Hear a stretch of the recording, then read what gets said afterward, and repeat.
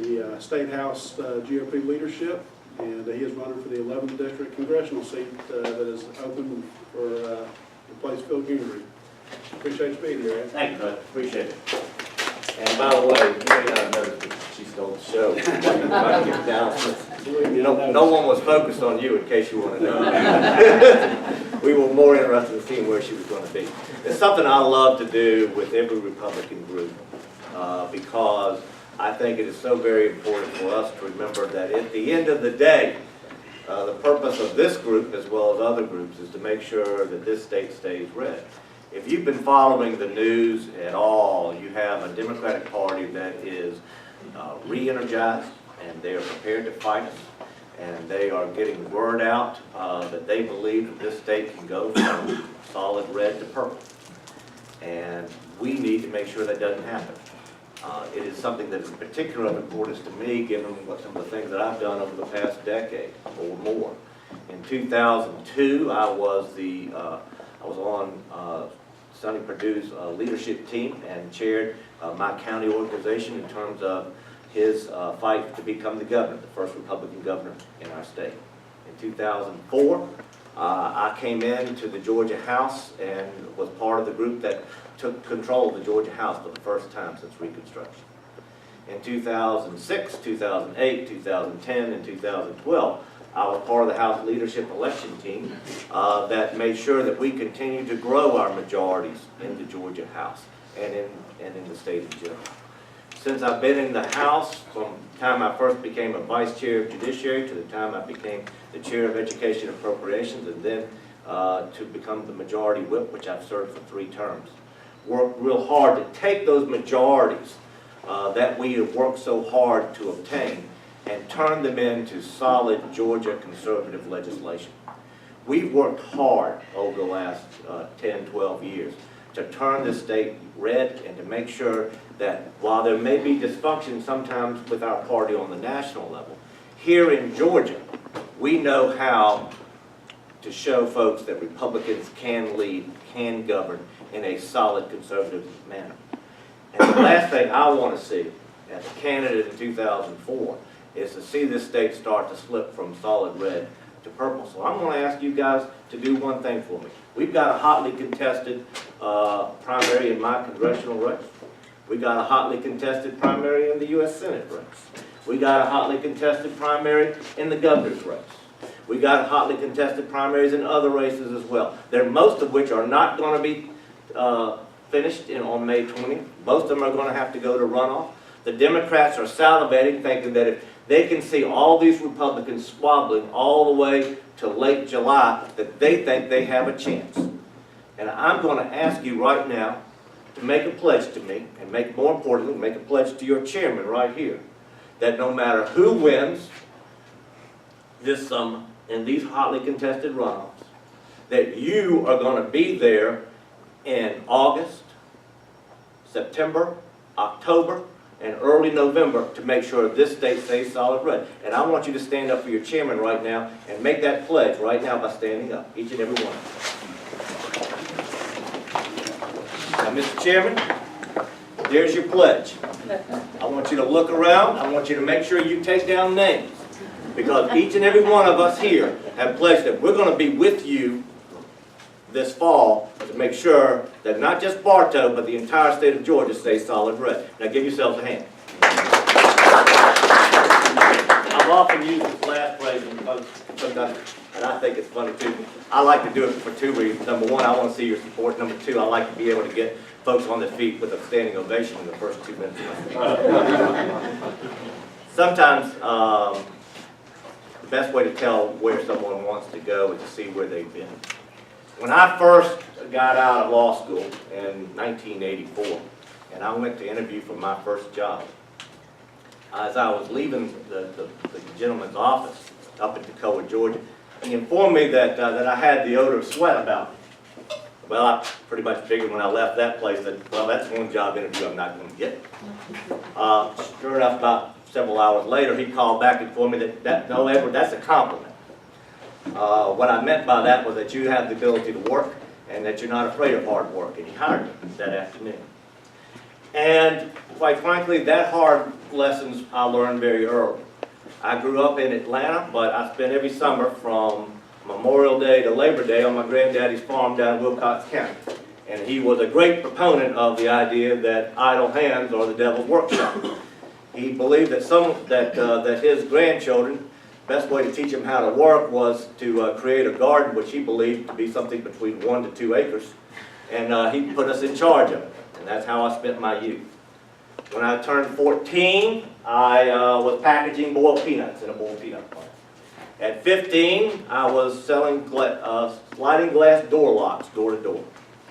At 16, I was working in an ice cream plant in the freezer unit. 17 and 18, I was working highway construction. And if there's one thing that made sure that I went to college, it was following behind an asphalt truck for 2 summers. I went off to college, and I was fortunate enough to get into a very good private school called Davidson College. I got in there thanks to my grades, my hard work to get there, and also thanks to scholarships, work study, and student loans. At any given time, I was holding down 2 or 3 jobs through both college and law school. The biggest job of all was a vending machine business that my dad and I set up, both up in North Carolina, and then we set it up again in Athens when I went to law school. When I graduated from law school, my dad said, you know, son, this business worked pretty well. Don't you want to continue? I informed my dad that's the reason why I went to law school. I didn't want to work for him anymore. But he was a good trainer in terms of learning how to work hard. I practiced law for 3 years up in Toccoa, Georgia, then returned to Atlanta and helped set up a shop with 3 friends of mine, my present law firm. We defend folks for a living. We're not plaintiff's lawyers, we're defense lawyers. We basically, if you get sued, I'm the guy you call to defend you. We started with 4 of us. And I still remember when my secretary at the other firm walked out and formed this firm with me. The other firm said, you know, loyalty only gets you so far. What are you going to do the first time Edward can't meet payroll? And let me tell you something, that hit me very hard. That told me something that a lot of times Republicans don't talk enough about when it comes to the fact that we understand business. Because business involves risk. Yes, it does. But business, running a business also is about responsibility. I was responsible for not only my family, this is my wife, by the way, over here. Pardon my manners.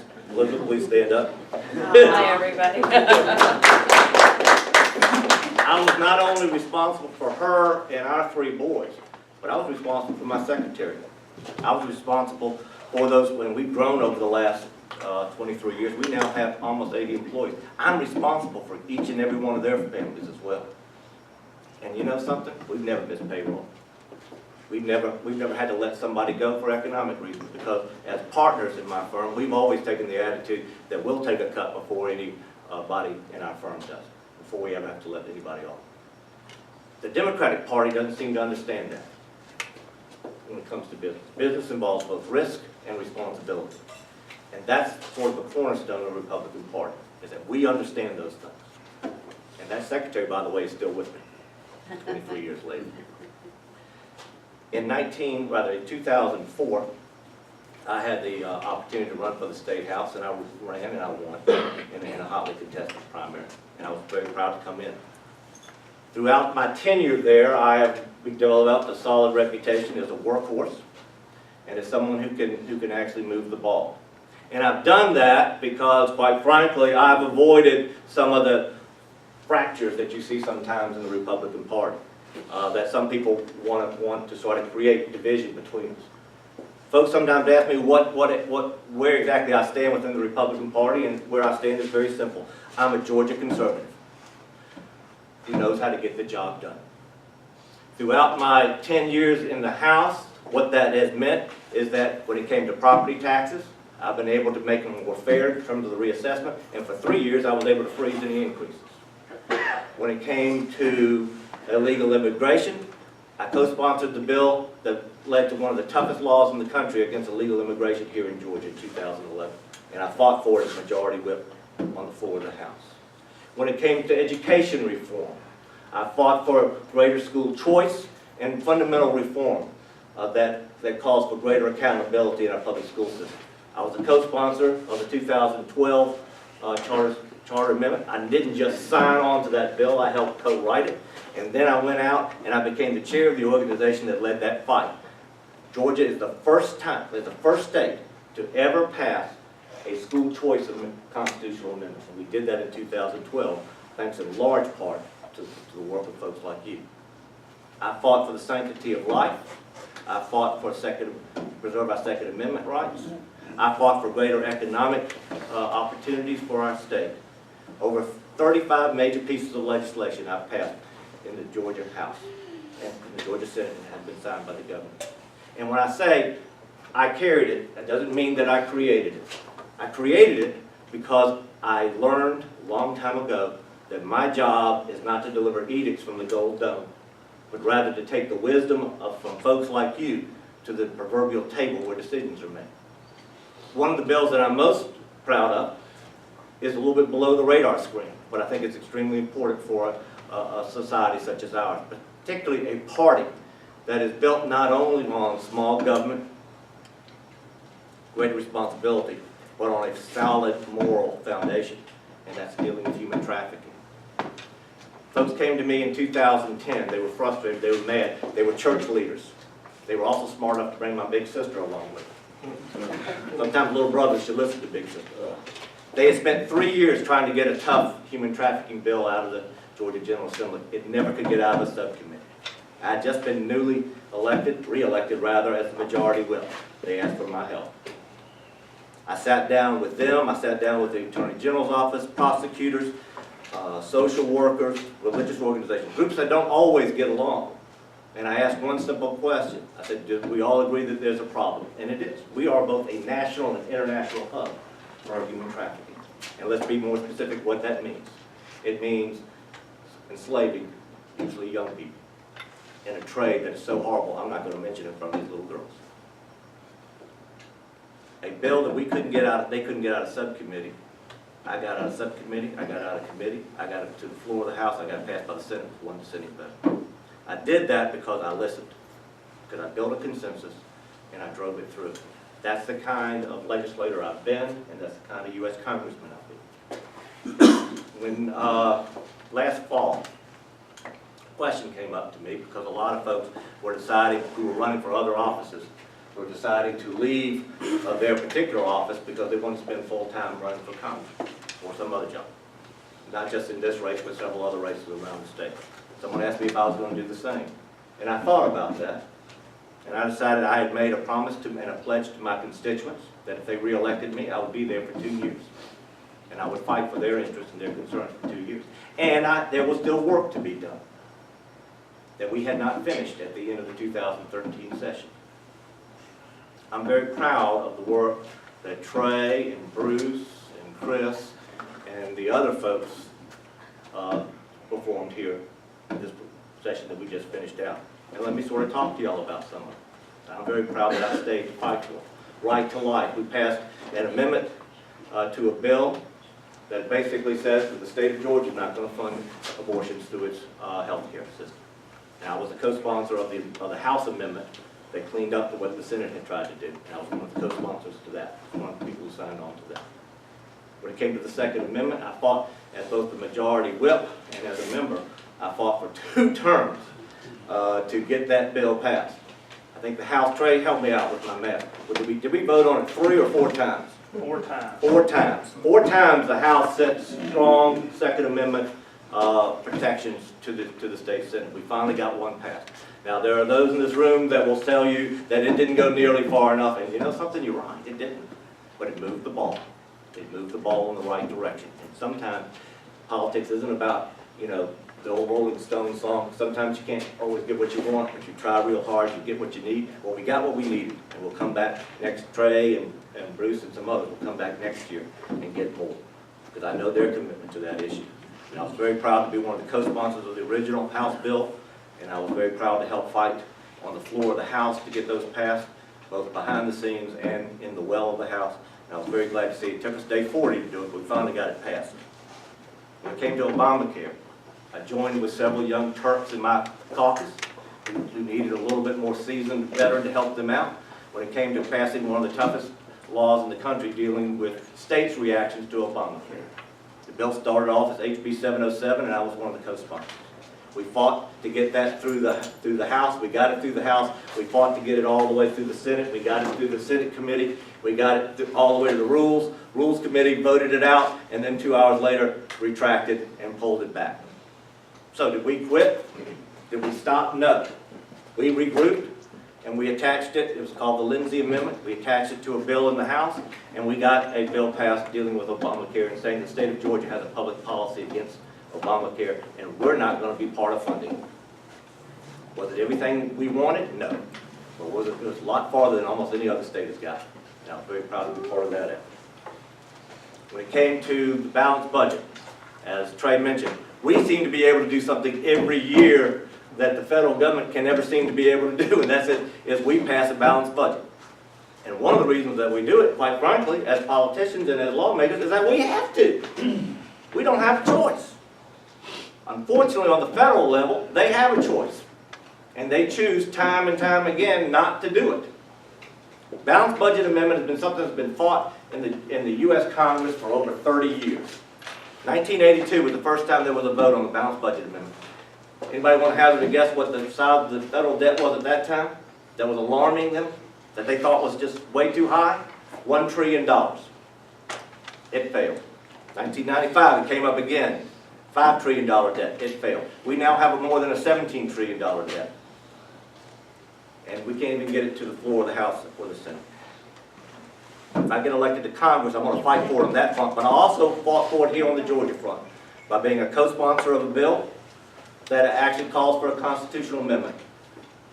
And I didn't just sign on to the bill. I basically worked that bill through committee, subcommittee, committee, onto the floor, fought for it on the floor, fought for it with my friends in the Senate, and got it passed. We passed 2 other measures as well. We made it very clear how strongly we feel about it. We passed 2 measures dealing with calling for a constitutional amendment. My friend Barry Loudermilk over there was one of the signers when he was in the state Senate last year on that one. But the fact of the matter is, it's not just a matter of signing a bill, but it's a matter of who can be there to fight to get it all the way through. And I'm very proud to be part of the team that got it through this year. In addition to that, there are 2 other bills that I'm very proud of that I stayed and fought for. One is a Medicaid fraud program. About 10% of all money that's spent by the state and federal government with Medicaid or more is basically fraud.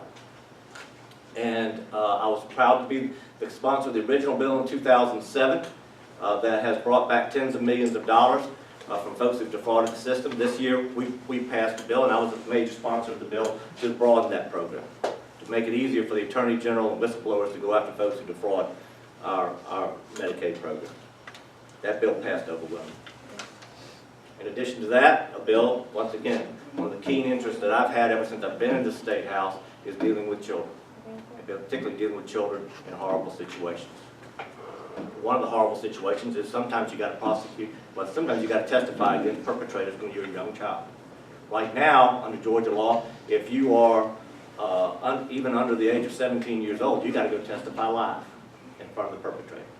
I carried the bill this year to allow for those children to testify remotely, so they don't have to be 5 or 10 feet away from the monster that abused them. How it passed out. What does that mean in terms of me as a congressman? It means that not only do I know where I want to go in Congress, but I know how to get there because I've had the experience of getting it done. Balanced budget amendment, we've talked about that. I fought for it on the state level. I've actually had to do the tough things in terms of cutting the size of government on the state level. I know how to do it on the federal level. When it comes to tax reform, I fought for it on the state level. I understand the need for us to flatten and eventually go to a fair tax. I know what it'll do. I know what the problems are now. When it comes to regulation, I've dealt with it on the state level. I can deal with it on the federal level. Now let me just give you one example that I love to give people when it comes to regulatory problems. 100 years ago, the United States built from beginning to end the Panama Canal in 12 years. Through probably one of the roughest terrains you could ever do an engineering job in the world, through the Panama Isthmus. Take us a century forward on what the U.S. government now does with as a result of regulation. It's taken us 15 years, and we're still waiting to get permission to dredge the Savannah port. Think about that. That's where our society's gone. We need to change directions. Those are just some of the issues that I want to deal with in Congress. I want to take care of you. I want to be your representative. I'm a Georgia conservative. I know how to get the job done. That's why folks like Paul Battles here in Bartow County have endorsed me. That's why folks like Roger Garrison over in Cherokee County, the sheriff over there, has endorsed me. That's why mayors like Thunder Tumblin in Marietta and Rusty Paul endorsed me, as well as scores of others. No other candidate in my race has more local elected public servants, Republican public servants, who moved back. And that's why we've done so well with fundraising here in Georgia in particular. Now, with that in mind, I'll take questions, and I want to tell you about one quick announcement. Do I have any time for questions, or have I burned my time? Take a couple questions. A couple questions. Anybody? Come on, guys. Well, It's- nobody's going to ask you a question. I'm going to stab a question. Sure, This is going to be broad in scope. sure. It would appear that we're headed for a complete collapse, because even, I believe it was Thomas Jefferson said, you know, once you have one half the country being promised the money from the other voting bloc, you know, it's a done deal. So how in the world do we as a country turn that around when basically we have, what, 50 million people, 55% of the voting bloc that voted for Obama? There's a large percentage of that are people that are just, you know, go to the mailbox and get the check. How in the world do you re-educate before our lending institutions finally, you know, say, well, we can't get the money? Yeah. And then the debt comes home. Then we become like Germany in World War I, we just keep printing money until it collapses? No, it gets back to the importance of balancing the budget. If you have to live within your means, then you have to start doing something called judgment when it comes to how you spend your money. In other words, you have to start deciding what is really, really important versus what some little group over here would like. You can appease this little group over here that simply likes something if you don't have to balance your budget. Because you can afford to both pay for what you think are vital issues versus the abstract, silly things, if you don't have a balanced budget. But as we've learned here in Georgia, if you have to balance your budget, you have to set priorities. And sometimes you have to make tough decisions. Here in Georgia since 2008, and I've been part of the leadership team that's had to do this, we've actually had to cut the size of the state government by over 15%.